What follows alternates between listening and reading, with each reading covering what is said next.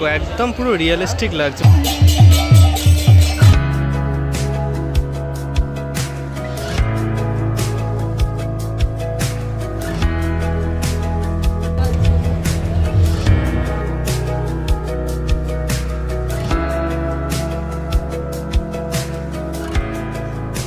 তোমার জগন্নাথের রথের মেলার মেন গেট, ওপরে কিন্তু সুন্দরভাবে কিন্তু জগন্নাথের এটি ছবি রয়েছে।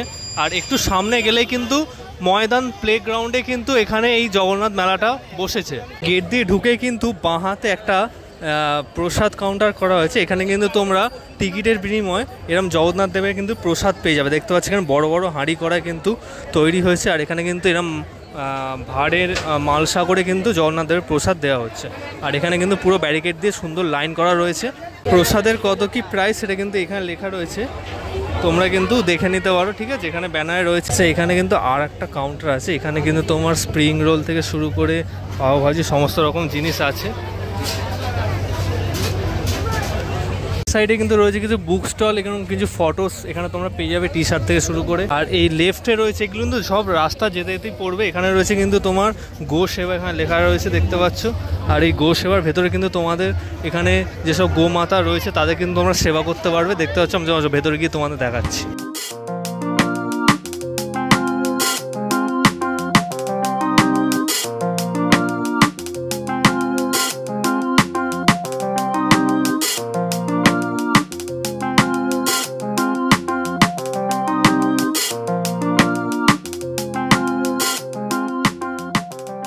দেখা যাচ্ছে কিন্তু জগন্নাথ দেবের মন্দির। আর এদিক দিয়ে কিন্তু প্রবেশ করতে হবে, যেহেতু মাঠে প্রচুর কাদা রয়েছে এখান দিয়ে কিন্তু যাতায়াতের তোমার ব্যবস্থা করেছে ওই মন্দিরে যাওয়ার জন্য।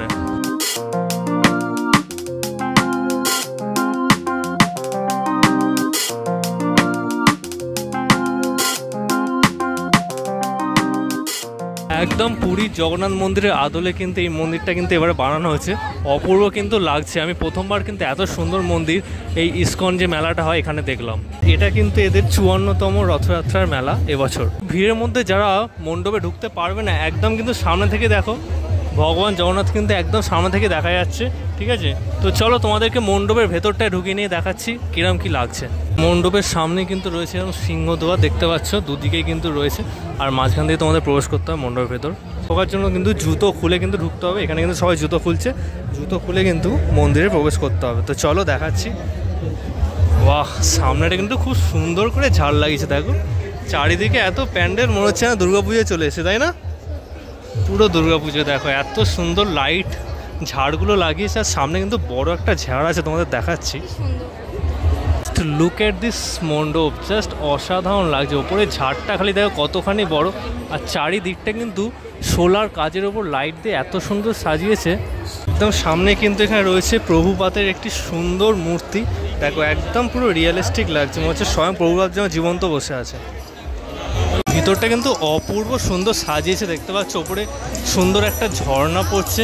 আর সামনেই কিন্তু রয়েছে জগন্নাথ দেব, বলরাম এবং সুভদ্রা ভগবান। ঝাড়টা খালি দেখো, তিনটে ঝাড় দিয়েছে কত সুন্দর।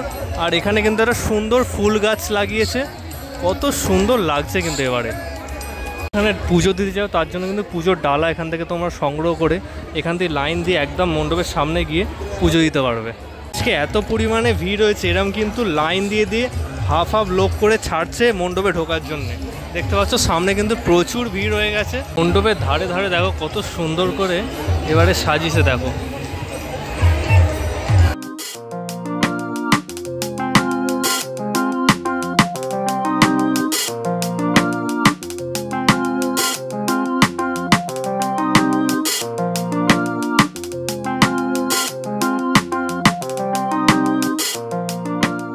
একদম সোজাসুজি কিন্তু এই দিকে এই তিনটে রথ কিন্তু দাঁড় করানো থাকে।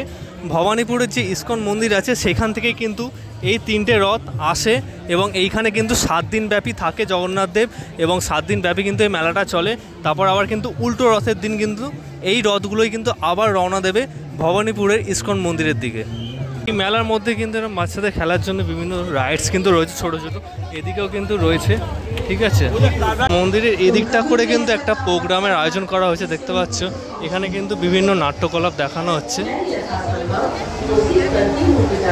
এই যে 54তম কলকাতা রথযাত্রা, ঠিক আছে, সুন্দর একটা সুন্দর স্টেজ করেছে, আর এখানে কিন্তু প্রচুর সিটিং ক্যাপাসিটিও রয়েছে। আচ্ছা, এইখানে কিন্তু তোমাদের মহাপ্রসাদ দেওয়া হচ্ছে, এখানে কিন্তু ফ্রিতে দেওয়া হয়, এখানে লাইন দিয়ে কিন্তু আসতে হবে তোমাদের। ঠিক আছে, এদিক থেকে কিন্তু প্রচুর ঘুরে ঘুরে লাইন দিয়ে কিন্তু, তো আলটিমেট আমরা এসেছি। তো চলো মহাপ্রসাদ কী দিচ্ছে দেখি।